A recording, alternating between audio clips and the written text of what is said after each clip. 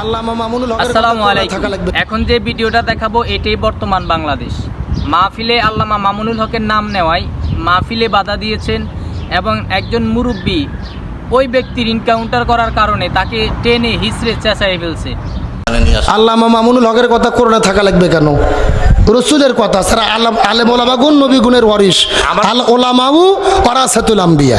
আমার কথা শুনুন, জি, ইনি একজন লুচ্চা। হ্যাঁ, ওনার কথা এখানে নিয়ে আল্লামা মামুনুল হক লুচ্চা না, এটা প্রমাণিত হয় নাই। উঠে যান না ভাই, এখানে আসেন, বসেন, এখানে আসেন।